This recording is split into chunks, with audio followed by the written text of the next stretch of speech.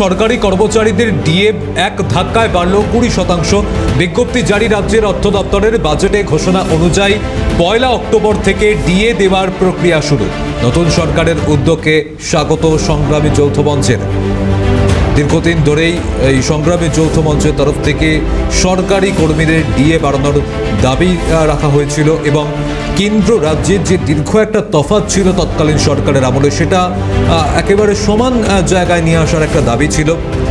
মুখ্যমন্ত্রী হিসাবে দায়িত্ব নেওয়ার পরেই শুভেন্দু অধিকারী তিনি আশ্বস্ত করেছিলেন এই সরকারি কর্মচারীদের, তাদের বলেছিলেন যে একেবারে নয়, ধীরে ধীরে এই ব্যবস্থা করা হবে এবং দায়িত্ব নেওয়ার পরেই যে প্রতিশ্রুতি ছিল যে বাজেটে 20% ডিএ বাড়ানোর সিদ্ধান্ত হয়েছিল সরকারি কর্মচারীদের, সেই ডিএ এক ধাক্কায় বাড়ছে 20%। এই মর্মে ইতিমধ্যে একটি বিজ্ঞপ্তি জারি করেছে রাজ্যের অর্থ দপ্তর। বাজেটে ঘোষণা অনুযায়ী 1 অক্টোবর থেকে এই প্রক্রিয়া শুরু হচ্ছে। দেখো, খুশি হওয়ার অবশ্যই কারণ রয়েছে, তবে বিজ্ঞপ্তির পেছনে বা তার ভেতরে কি রয়েছে, তার কি ব্যাখ্যা, সেটা তাদের কাছ থেকে সরাসরি জানবো। তুমি জানো যে তাদের এই অবস্থান বা ধর্নার শহীদ মিনারের মাঠে, সেটা কিন্তু মূল যে দাবি তাদের ছিল এই মহার্ঘ ভাতা মেটানোর। তৃণমূল সরকারের আমল থেকে তাদের এই আন্দোলন শুরু হয়েছে। আজকে তাদের এই ধর্না বা আন্দোলন 1287 দিনে পড়েছে।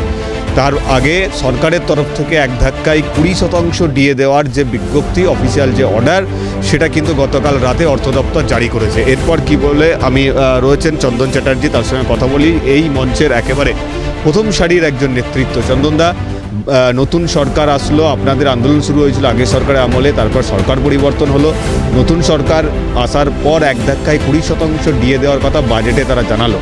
গতকালকে সেই ডিএ দেওয়ার প্রক্রিয়ার অফিসিয়াল যে বিজ্ঞপ্তি, সেটা প্রকাশিত হয়েছে। অবশ্যই তো খুশির খবর আপনাদের। হ্যাঁ, খুশির খবর তো অবশ্যই, কারণ দীর্ঘ 1287 দিন ধরে লড়াই আমাদের।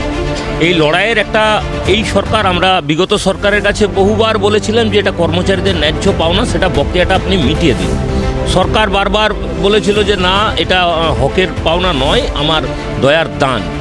আমরা বারে বারে সরকারের সাথে লড়াই হয়েছে, আমরা সরকারের সাথে আন্দোলনে গেছি, সরকারকে পরিবর্তন করতে পেরে নতুন পশ্চিমবঙ্গের মানুষের জন্য একটা নতুন সরকারকে প্রতিষ্ঠা করতে পেরেছি পশ্চিমবঙ্গের সমস্ত কর্মচারীরা মিলে। সেই সরকার আজকে কর্মচারীদের কথা ভেবে যে কারেন্ট ডিএ, যেটা কেন্দ্রের সাথে 42-42% ফারাক, সেটাকে 20% মেটানোর এক ধাক্কায় মুখ্যমন্ত্রী কথা দিয়েছিলেন এবং সেই কথা উনি রেখেছেন। আজকে গতকালকে এর অফিসিয়াল বেরিয়েছে। আমরা কিছুটা স্বভাবতই খুশি, কিন্তু আরও খুশি হব যদি এই যে গ্র্যান্টিন এডের যে বকেয়াটা রয়েছে, সেই বকেয়াটা যদি নোটিফিকেশানটা জারি করে। যে গ্র্যান্টিন এডের উনি বারবার বলেছেন যে গ্র্যান্টিন, আমার উপর ভরসা রাখুন, আমি গ্র্যান্টিন এডের বকেয়া সমস্তটাই মিটিয়ে দেব। আমরাও ভরসা রেখেছি, কিন্তু বাজারে বিভিন্ন রকম কথা উঠছে। আমরা চাই না সরকারের প্রতি কর্মচারীদের আস্থা হারিয়ে যাক, তাই সরকারের কাছে আবেদন রইল যত তাড়াতাড়ি সম্ভব গ্র্যান্টিন এডের কর্মচারীদের জন্য যে বকেয়া ডিএ মেটানোর নির্দেশ, সেটার একটা নোটিফিকেশন আপনি জারি করুন। একেবারে আমি আরেকটা প্রশ্ন আপনার কাছে করবো, যেমন এর আগের সরকার একটা ডিএ দেওয়ার ক্ষেত্রে বিজ্ঞপ্তি জারি করেছিল, কিন্তু সেক্ষেত্রে যারা আধা সরকারি কর্মচারী, পঞ্চায়েত, পৌরসভায় যারা কাজ করেন, তাদের ক্ষেত্রে নাকি ডিএটা পাওয়ার ক্ষেত্রে তাদের সেই নোটিফিকেশনের উল্লেখ ছিল না। এক্ষেত্রে সবাই পাচ্ছে। নোটিফিকেশনটা যদি এখনও দেখা হয়নি, আশা করি সবাই পাবেন, কারণ বিগত সরকারের তো ছলচাতুরির অভাব ছিল না।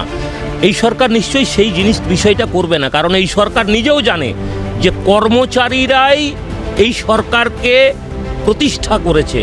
কর্মচারীদের বিরুদ্ধে যদি এই সরকার ব্যবস্থা নেয় বা কর্মচারীদের সাথে যদি আবার বিগত সরকারের মতো অন্যায়টা করে, তাহলে সরকারকে ফল ভুগতে হবে। সরকার এটা জানে, তাই আশা করি এটা হবে না। যদিও আপনার কাছ থেকেই শুনলাম, নোটিফিকেশানটা এখনও দেখিনি। নোটিফিকেশানটা দেখলে এই প্রশ্নের উত্তরটা দেওয়া আরও সঠিক হতো।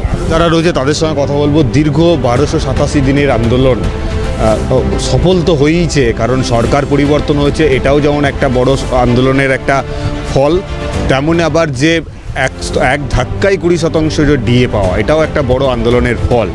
ফলে এই যে সাফল্য এবং সরকারের এই আপনাদের প্রতি দ্রুততার সঙ্গে ডিএ মেটানো, এই দুটো বিষয় নিয়ে কী বলবেন? আমরা বরাবরই মনে করেছিলাম যে সরকারি কর্মচারীদের সঙ্গে বিভিন্ন আলাপ আলোচনার মাধ্যমেই সরকারি প্রকল্পগুলোকে এগিয়ে নিয়ে যাওয়া সম্ভব এবং গণতান্ত্রিক দেশে এইভাবেই কাজ করা এবং উন্নততর দেশগুলো এইভাবেই এগিয়ে চলেছে। আমরা বারবার বিগত সরকারকে বলেছিলাম আমাদের সঙ্গে আলোচনায় বসুন, বিভিন্ন কর্ম পদ্ধতিগুলো আমরাই চালনা করি, বিভিন্ন প্রকল্পগুলো আমরাই চালনা করি।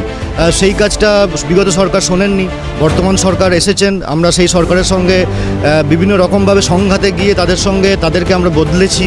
নতুন সরকার এনেছি, নতুন সরকার আমাদের কথা শুনছেন। আমরা আশা করব যে যেভাবে উন্নতি একটার পর একটা উনি কথা রাখছেন, যেমন ডিএ আমাদের 20% ঘোষণা করেছেন, এখনও 22% আমাদের বাকি আছে এবং নোটিফিকেশান জিও বার হয়েছে গতকাল।